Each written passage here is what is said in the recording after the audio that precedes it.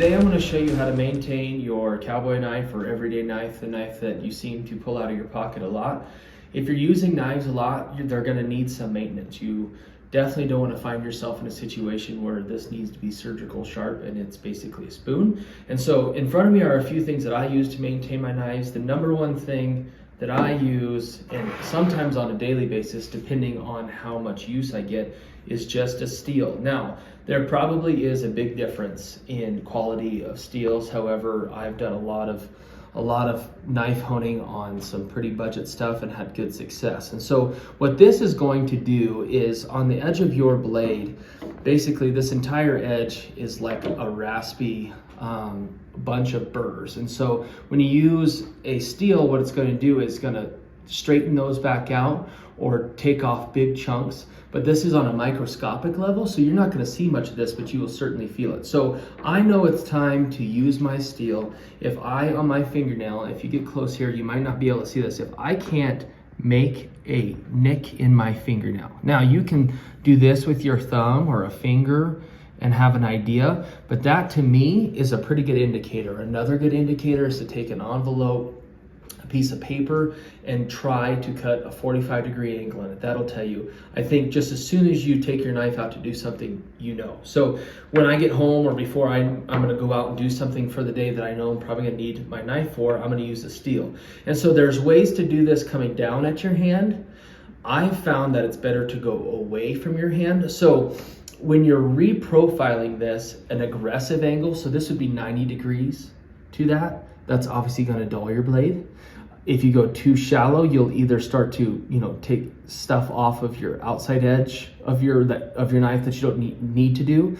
But if you don't go aggressive enough, you're not gonna probably get anything. So the angle is definitely a 20-degree angle, and that is like stacking 2/4, I think, on a flat plane and going. What I like to do is go a little bit aggressive the first few times, not at a 45, not at a 90, but a little more aggressive than I think I need to. And then the last few times maybe flatten it out, and that should hone it back. So I'm just gonna demonstrate what that looks like. I'm gonna take the blade and I'm gonna pull it along till it comes out. Okay, so I just did this side, now I need to do this side. I just did this side, excuse me, and I need to do the other side. So I'll do this and then this. So those first few times, it's pretty aggressive. The last few times, I'm gonna go a little bit flatter. So that's aggressive, this is flat, okay? So this is something that I do a lot. You would be surprised at how long you can maintain and keep a good edge if you remember to do this first. Okay, so once again, I can go back to my fingernail and try that. I can grab a piece of paper. I've got a pretty good idea of how sharp it is just off of that. So that's one thing to remember that you can do a lot at home. Another thing you can do at home, this is a strop. They use this in the barber world on straight blades, or used to at least. And so this just has the rough out section of a piece of leather and then a smooth section. This does the exact same thing. It will take these microscopic burrs and hone them back together. So in theory, you would take this side and you would sharpen it by going pretty aggressive, okay? And I'm pulling away from me instead of pushing that blade out there, out in front of me. So like this, just a few times. And if you really want to do, pretty intricate wood carving, anything like that, it's a good idea to go from this back over to here. So once you feel like you've narrowed that down, then you're going to do it a little bit further. This is proof really of how microscopically you can get your knife sharp over time. Now you're probably looking at this video and you cut bail strings and aggressive stuff with this.